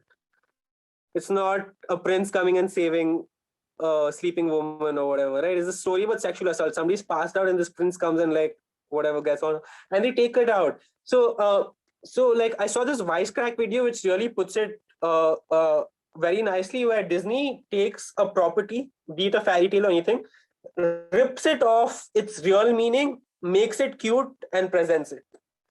So that's kind of like how I feel what Disney does. And even now, when they're talking about representation, right now they had something called Shang-Chi come out, which had like an Asian superhero. They had Black Panther. And in my opinion, that's tokenism. That's not representation. They just want that market to come and give them the money. Black Panther is the highest grossing film because all the black people who would not go see a white superhero came and gave them their money. It's about capitalism and capitalizing on this audience base. So it's like almost like throwing them a token superhero. Ye lo, ek black superhero, aao hame paise do. Like, that's what I feel about when it comes to Disney. They work very closely with the American Air Force and the American military. Like, if you take a movie like Captain Marvel, uh, the Air Force has worked very closely with Disney to construct the narrative of what this story should be. You have like army people and generals always being shown in good light in most of these movies. And it's always like, issues in West and other rest in the world where like these bunch of white people show up and save the day, which is still like that colonial mindset playing out in fantasy fiction, right? So that's what I feel about Disney, and that's why like my opinion is changing a little bit after watching a show like Loki, because I like Loki, but 90% of them I do not like, because it's, in the end of the day, it's about like blowing up cities and normalizing war. And for me, like, if you take Infinity War as an example, like, Infinity War in Endgame showed where like 50% of the world just disappears, and a lot of people just went, hey, I support Thanos, this is good, this is good. And look what happened 2 years after that. We had coronavirus, and we're like so desensitized to like people disappearing thanks to these movies, right? I feel like big business and government always work together, and Disney, being the biggest of business, works very closely with the American government in terms of what agenda they want to push, and very closely with the Chinese government now, because China is their biggest market in terms of where they make their money from. So they tailor make films so that they do well in China. They censor stuff out just for China's sake so that China will not have an issue with them. So it's really trying to please China, please the American government, and that's what you end up getting. Thank you for that answer, sir. The other thing was that you said that I think you should imitate till you get your craft. Mhm. Yeah. So, but like, I don't know, I might be wrong, but I think creativity, a profession into a creative profession requires you to be original, right? So, No, so I disagree completely. I think creative authenticity is important. Originality is not. okay. Originality does not exist, because no matter how many original thoughts I think I have, people have had them before. Like, for example, I face this constant problem with Grant Morrison, where I think I've had an original idea, I write it down, then I read his work, and he's said the same thing 20 years ago. And this is not that I read him and I got inspired. I did not even know his work existed. I created it thinking that it was original, and I find out that somebody's done it 20 years ago or 50 years ago, said the same shit, right? But it's about being the authentic version. Like, nobody can tell me that like this is not coming from your mind or whatever. So originality is not important, authenticity is. And so let me give you an example of what Hunter S. Thompson used to do, right? So when he was trying to figure out how to be a writer, he would take The Great Gatsby and type it over and over again, because he just wanted to figure out what writing good felt like. So taking something that you like, taking it apart, making it your own version, I totally think it's fine. And eventually, over time, it's not just one person you're influenced by, but you're influenced by 5-6 people, but that 5-6 people mixing together makes your own voice. So I really do not give that much importance to originality. I think that's like a unnecessary pressure to keep. Do you credit the artist though? Like, if suppose if you didn't know that the work existed of Grant Morrison, so if someone points it out, do you credit the artist or something like that, or like do you? I mean, if Grant Morrison needs credits from me, I will surely give it, because it'll be an honor for me to like Grant Morrison coming and being like, hey, you stole from me, like give me credit. I would love that conversation to happen. So, no, obviously, like if like every time I talk about it, like I talk about my inspirations, dude, like even when it comes to writing, I give 30% credit to my sister, because my sister is my bouncing board. Like me and her, we get high and we start talking stories and we start talking stuff, and like she's my bouncing board. She gives me feedback which I then integrate. So like 30% of the credit of whatever I write, I give to my sister, because without her inputs it would not be as refined as it is, or without her being there to share the idea with, I would be stuck in a room and not being able to like express, right? So you So yeah, attract. I'm always up for giving credit. Also like even my last comic, Musalman versus Raman, last comic, I did not even give myself the writer credit, because I'm like, this is not my story. It's a story that belongs to the people. And there's another concept that I've been building for ages. It's called Sexit. Sexit is about South India Brexit, where South India declares itself to be a new nation. And every time I bring up this as a concept, people are like, hey, we thought of it too. We thought of it too. So even when I do put it out, I'll put it anonymously, because it's not an idea that's owned by me as a person. It is an idea of the people. I'm just channeling it and harnessing it and putting it in a presentable form.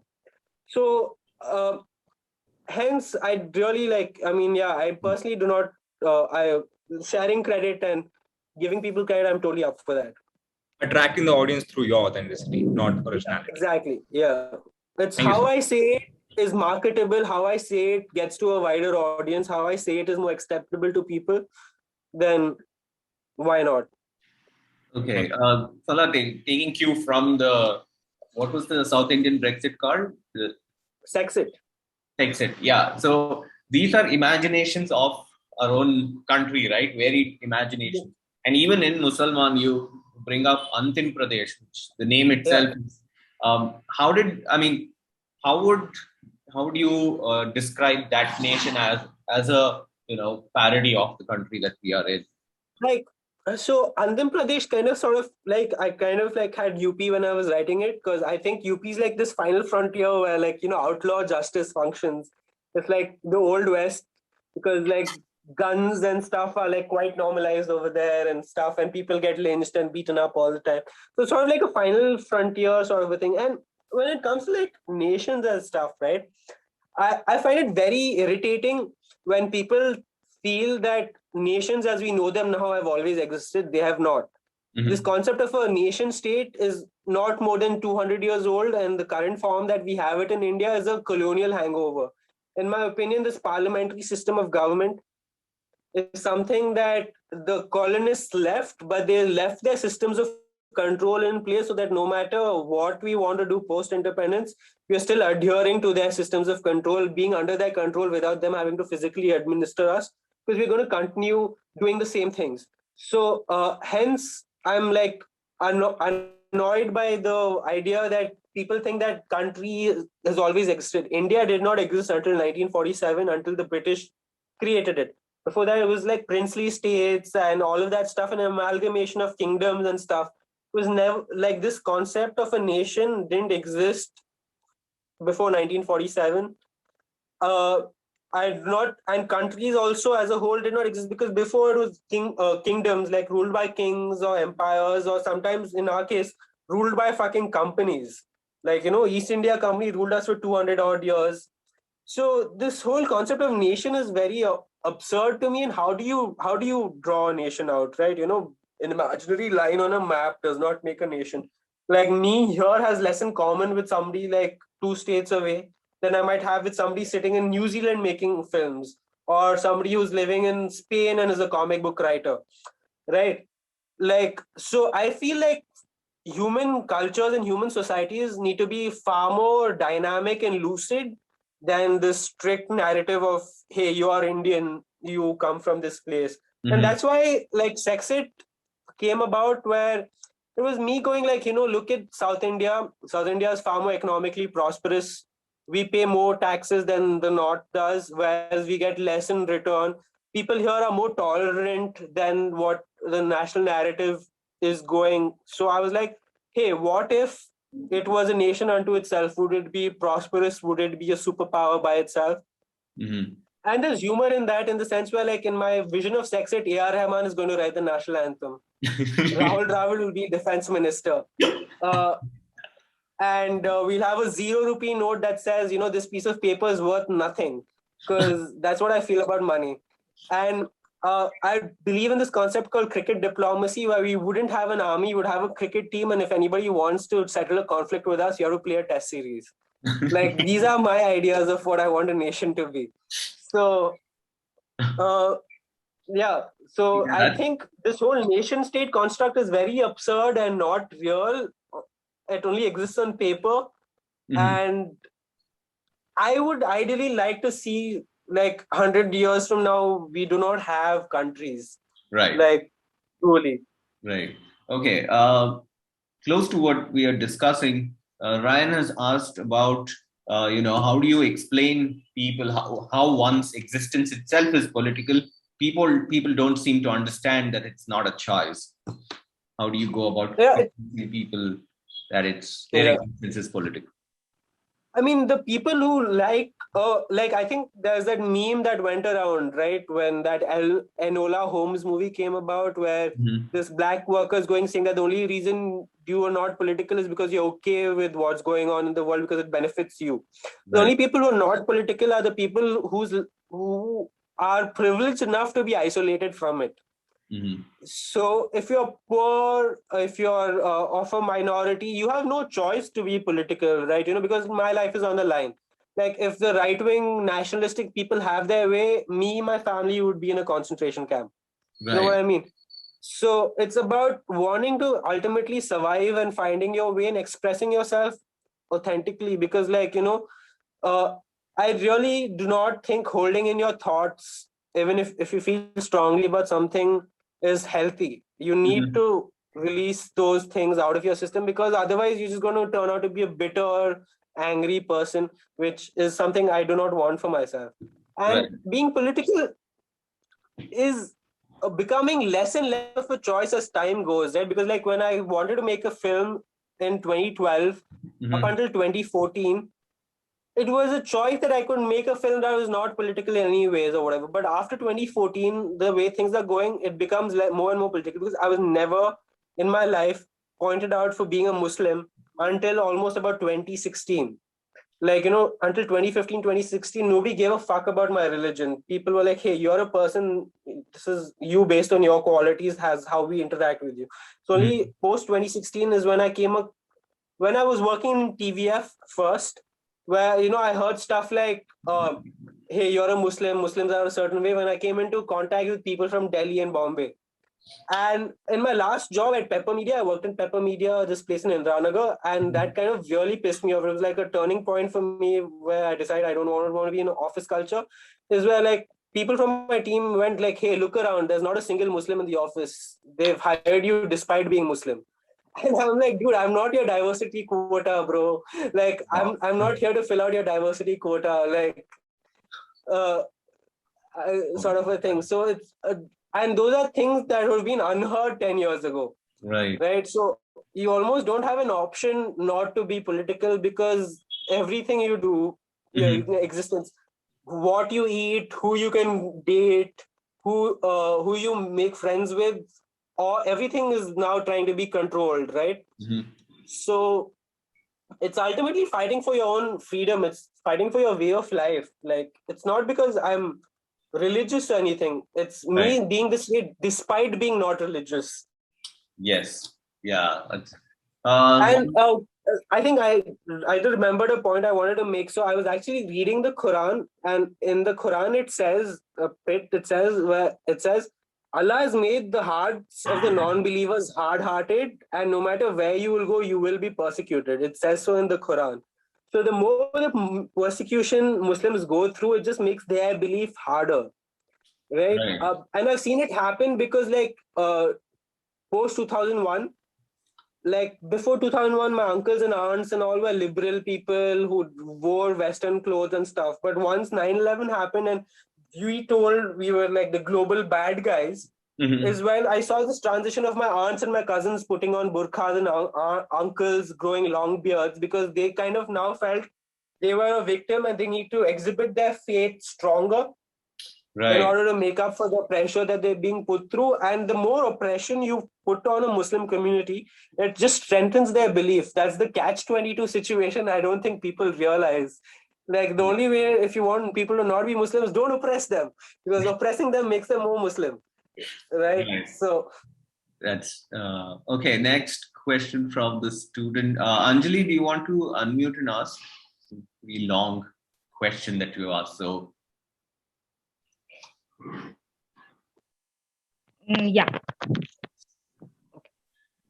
So the question that I wanted to ask was, in our day-to-day lives, when we are usually hobnobbing with people, and when we are talking to them, and because I've grown up in Bangalore all my life, I'm sure the others have grown up in mostly cities and places where you've had kids and students with different varieties. You don't really come across people who are like extremely different, despite being of different ethnicities, religions, or cultures. The people around us, quote unquote, they are normal. Like there's a sense of normalcy. Nobody's really, there's no coal-eyed Fatima or Aslam running around in fancy clothes every time. Even though I've grown up in Bangalore and I've made those Asghar jokes, but there is no difference as such.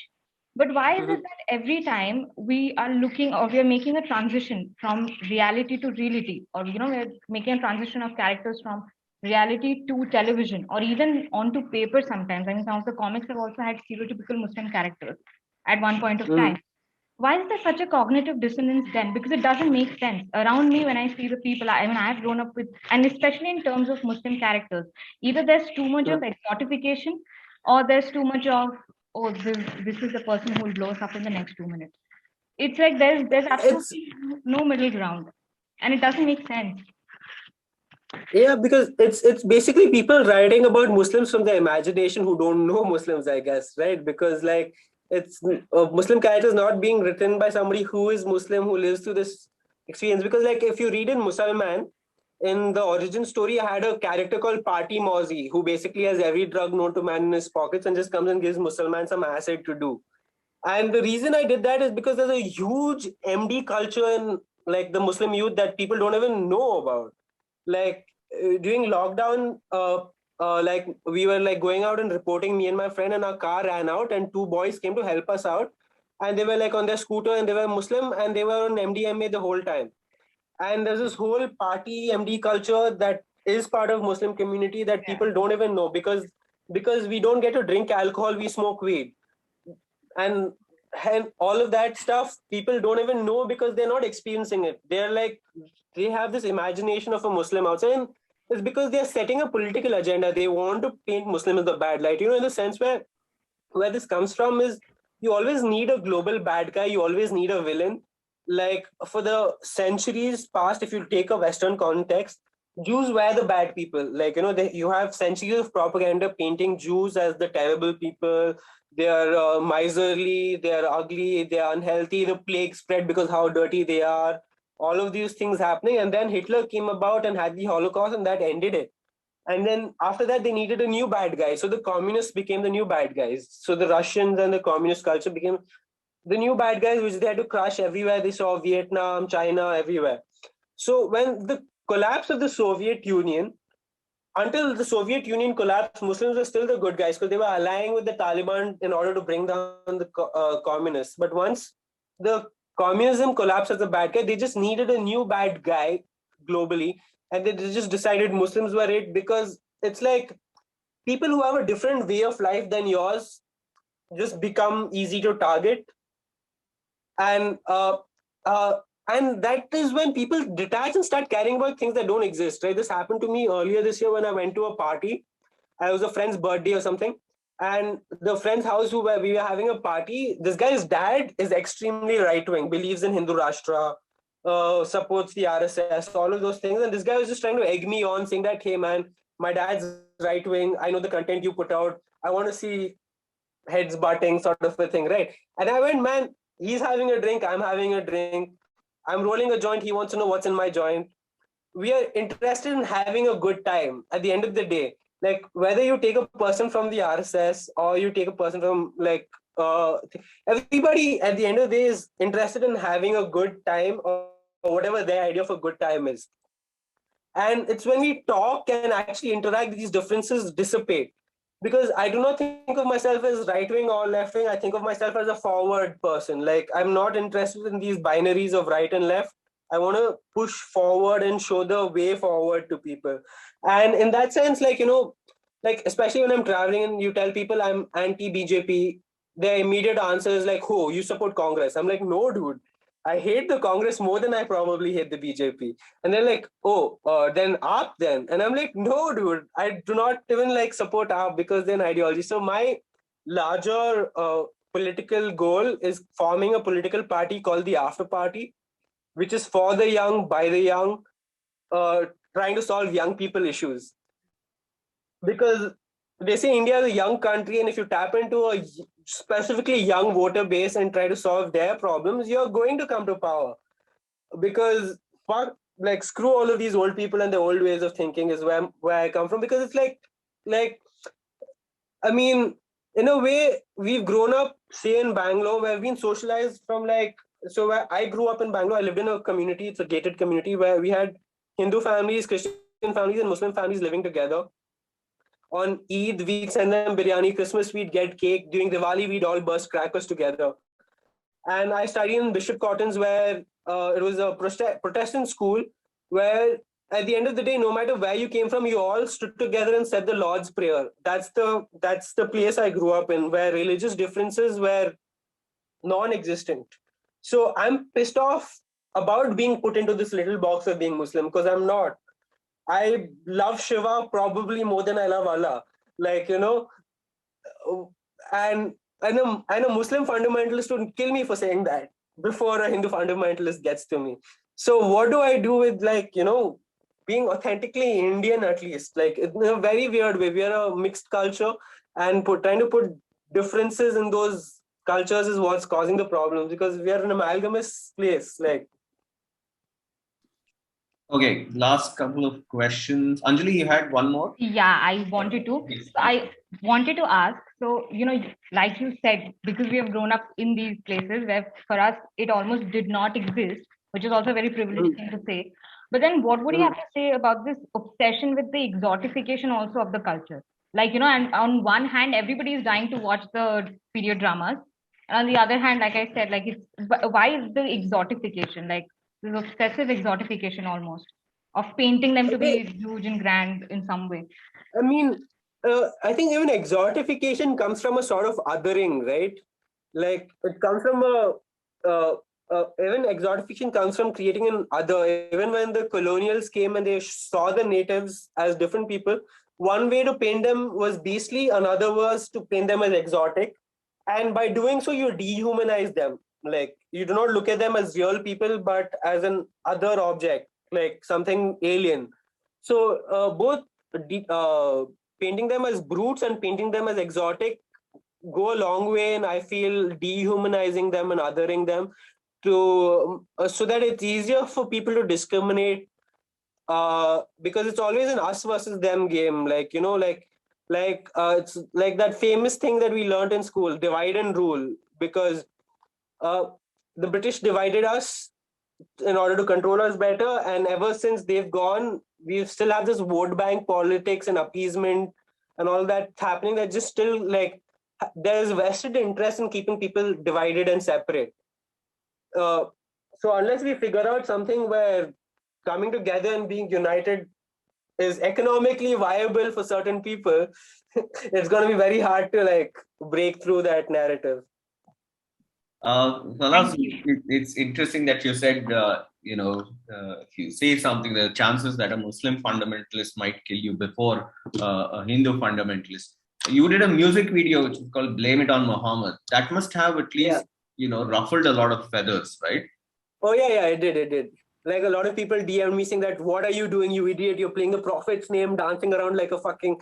And I'm like, dude, you don't understand it. You listen to the lyrics. If you listen to the lyrics, you realize that what it's about.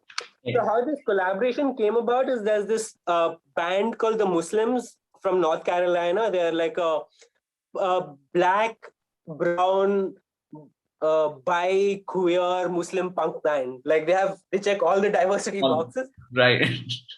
So I came across their music last year around the time lockdown was starting. and they had this song called Blame It on Muhammad, for which they wanted to crowdsource a music video. They were like, people just like lip sync and send it to us, and we'll cut it together. And I had my Muslim costume. I had my camera and everything, and I like shot this bit of video and sent it to them, saying that, hey, here's what I did with lip sync. They got back to me saying that, hey, we really love your stuff.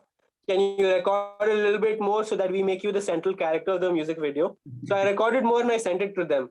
And then these lazy people got so busy making the next album that they did not edit it at all. Like, it lied with them for a year. After which I got frustrated, saying that I'm sitting on gold. It's a good music video. It's a message that needs to go out. And I've put a lot of effort into it. I'm not going to let it go to waste. And I sat and I cut it myself and uploaded it as just a fan video. And you really listen to the lyrics when it says blame it on Muhammad. It's not talking about the Prophet, but the average Muslim. In the sense where, like, if you listen to the lyrics, it's like this white guy, Chad, has gone and bought himself AR, like a machine gun, because he's scared of Muhammad, the neighborhood brown guy. Or like this guy's gone and shot up a theater or a school. And why? Because they're scared of. So it's more a song about Islamophobia as opposed to being a song about the Prophet. Because people like just look at titles and people just look at the cover page and decide what they think it is, right? Like, in the sense, like the people who hate Salman Rushdie for reading the satanic verse, writing the satanic verses, haven't read a page of the satanic verses. They've just seen the book jacket and that's enough. Right. So when people actually listen to the lyrics of Blame It on Muhammad, they will see that it's not anti-prophet. It's actually talking about how white people are racist and how their racism manifests in Islamophobia, as opposed to making fun of the religion or the prophet. Right. That's a connection people need to like put the effort into, like listening. Yeah. So I think Aditya has a similar question where he asks, Amit, I think we can take two more questions. But before we go to that, I feel like with Muslim punks, I really found my family, because I'm a punk rock person, and like Muslim punks is probably the most authentic way of bracketing me, because Muslim punks as a family is my global family, I feel. Right. So amidst a lot of things in terms of content that are being banned left, right, and center in India, after being termed one of the three, either offensive, insensitive to the leading party's ideology, or anti-national, what do you think is the future of comedy and content in India that have socio-political commentary? This is in context of an FIR filed on Kapil Sharma's show after a sketch in it showed liquor consumption in the court of law. So I have a very different perspective on when it comes to when people get into trouble for their comedy, especially for their comedy or stuff or film getting into trouble, is because in the end of the day, it's bad jokes. Like, if something was good joke, if it was actually humorous enough to make somebody laugh, they will not get angry. Like, recently there was a show called Tandav that got into a lot of trouble because of which censorship is now coming on OTT platforms. And I saw Tandav, and it's a terrible, terrible show. Like, it has zero understanding of politics or how things work and stuff. So ultimately, when it comes to people getting into trouble, like whether it was like even Munawar getting into trouble, it was unfair to him what happened. But for the joke that they were got angry at him was not a good joke itself. So it's kind of like that, I feel. Like, like if you actually are funny and make a good thing, people will have lesser reasons to be mad at you. It's when you fail as a creator, you're just like trying to be sensational. Right. Trying to like just say something for the sake of saying it, thinking that you're going to get attention for it, is when it becomes a problem, because that is clearly visible. You actually make a clear point and a clear joke, and you actually get the person laughing, they're not going to be mad at you, dude. That's how I feel. Like, it's like, if I feel people have to level up in terms of their humor and satire, because like in my case, it make yourself like more easily understood. Like, if that's what I've done with my comics. It's simple, like, it's image, a few lines of dialogue. It's not that hard to grasp. If you read it, you're gonna get it. And it's not like censorship has never existed. Like, censorship has always been there. People have just found newer ways to navigate censorship. Right. So when I talk about Hari Shankar Parsai, right, like pretty sure censorship was there at that time. He's been beaten up by people with lathis. Luckily, people didn't have guns then, so they hit him with lathis. Censorship was there in the US during the 50s and the 60s, and even in the 1920s, 30s. You can't say certain things, but creators found newer and newer ways to get their work out there. Yeah. So I think oppression kind of boosts creativity more because you are forced to find new ways. For me, like ideally, I would have liked to be a filmmaker, but because of my limitations, I started writing comics, and then I realized comics is the thing that I like doing way more as a fear medium. So I think like these obstructions help you find better ways to express. So I think over time, if with the way things are going, if the creators have the right sort of mindset, we're going to get better comedy and better creativity because like then like creative people will always find a way to say what they want to say. Right. Finally, for the last question, what do you think is the importance of such counter narratives like Musalman itself in today's popular culture? I really think so. I mean, when you think of Muslims, what do you think of? I mean, is it a rhetorical question or should the? Yeah, no, I'm asking. Like, okay. You think you want to answer? the person with a big beard, who has a topi, who has a white kurta, like and that's probably like a small, like a 5% of Muslims, right? Even my dad, who prays 5 times a day, does not have a long beard or wear those clothes. Or my uncles, who actually are quite religious, do not dress that way. And where we get like these people who come on Arnab's show or come on Times Now and yell about shit, they represent less than 1% of the actual Muslims. Yes. Right? They are like a fringe who just are the loudest. And that just kind of, and those people hijack the narrative, and that's easy for them to like make Muslims seem like these like regressive people. Because I think what gets lost in where our narrative is right now is people forget that during the Middle Ages, where Christianity was going to the medieval period and doing crusades and all of that stuff, Islam was the most progressive religion in the world for 500-600 years. Right. Like people who wanted shelter from being persecuted came to the Islamic world to like take refuge and all of that stuff. This idea of a regressive Islam comes from Wahhabism. So there was this dude in the 1700s called Wahhab who was like, Islam's gotten too liberal, too modern. We need to go back to the book and like, take stuff back to like the year 7, like in 1700s, we're saying we have to go back to how things were like in 700. Okay. BC, and he wanted this version of religion. And at the time that he came out itself, he was dismissed. Nobody wanted anything to do with him. He was a fringe element. But cut to the 1920s when the Ottoman Empire is collapsing, and or not even the 1920s, during the World War I, where the British wanted somebody to take down the liberal Ottoman Empire, is when they allied with these regressive forces because these people would let them drill for oil and would like help them with the imperialist conquests. So putting the Souths, that's how Saudi Arabia as a term came about, because they put the South family in charge of Arabia, which only happened in the 1920s. As where this birth of this regressive mindset spreading comes from. Right. Because from say 1000, the year 1000 to 1800, 1900, like 1900 years, Islam was the progressive force where the culture was rich. They wanted innovation in science, innovation in math. The word algebra comes from there. Like, we wouldn't have so many innovations and like discoveries. It wasn't for the Islamic world of a period of time. Right. Now, this has been destroyed because of the interests of the Western powers wanting to drill oil. Like whoever would not let them drill oil, they deposed off and replaced them with tribesmen and regimes who are regressive.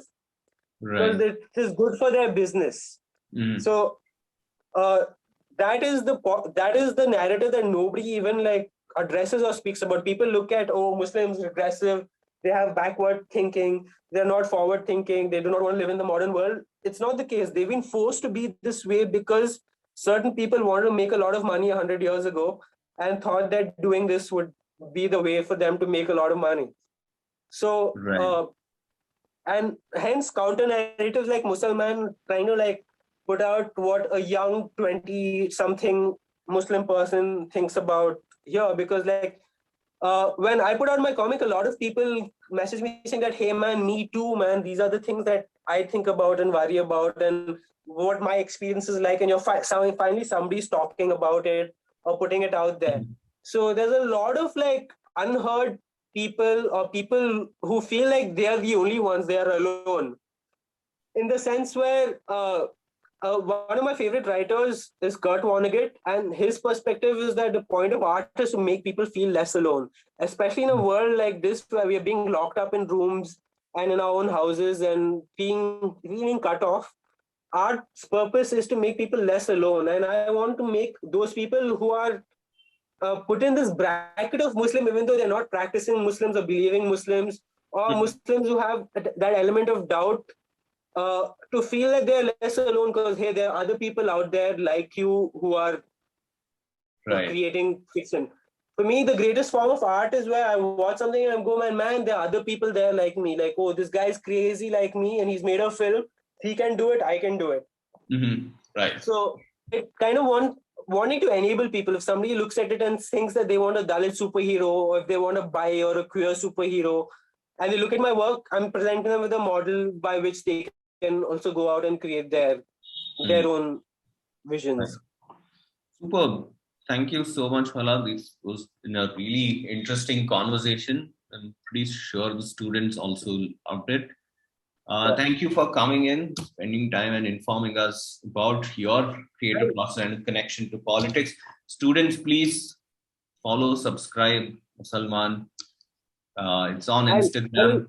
One last thing I would like to say to people is that this is creativity or writing. It's not a race. You have to give it time. You have to let stuff cook and stuff.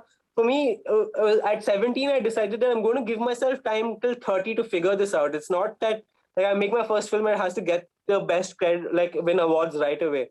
So it's a slow process of like figuring out who you are, what you want to say, how you want to express it. And that only happens over time, and you need to give yourself that time. You can't rush this process. So like let it cook, have that compost heap of ideas where you keep putting it away and putting it away. If it doesn't work in the moment, at some point later it will, and you'll be surprised that, oh shit, this idea that I had 5 years ago, I can make it now. So that's my little bit of advice. Okay. I think Preksha, you had your hand up. If you have a quick question, please do. Yes, please. So actually, I am an illustrator myself, and I really want to draw comics, but I have no inspiration. And even when I try to draw characters, I'm not sure if there's a story behind it. So I just wanted to ask, how do I get to the story part? How do I make a character and find a story in it? So the beauty of that lies in collaboration, right? You don't have to do everything by yourself. Find somebody who's interested in storytelling, is a writer, already has a bunch of stories, and your job then just becomes trying to bring those stories to life. So finding a collaborator who can do this would be the best way, because you don't have to put the pressure on yourself to be able to do everything. Like a film cannot be made by yourself. You need ADs, you need actors, you need the sound guy. Same way, like which is basically my situation was I have tons of stories, but I can't draw for shit. So I found an illustrator who's better at drawing that I can ever be, and collaborate. So I think finding a collaborator who gets you, or even for a period of time, and maybe when you work with a collaborator, you see how scripts are, how stories go. Over time of working with them, you will figure out how to tell stories. Sort of a thing. And I think and the Dan Harmon story circle really helps. Just Google Dan Harmon story circle. It just gives you a structure. So if you have a story, just try and hit the questions that are being asked to you by the circle, and you will have a full story. If you want to refine your own writing too. Super. All right. Thank you, Phala. 2 hours of solid interaction. This was really good. I thank all the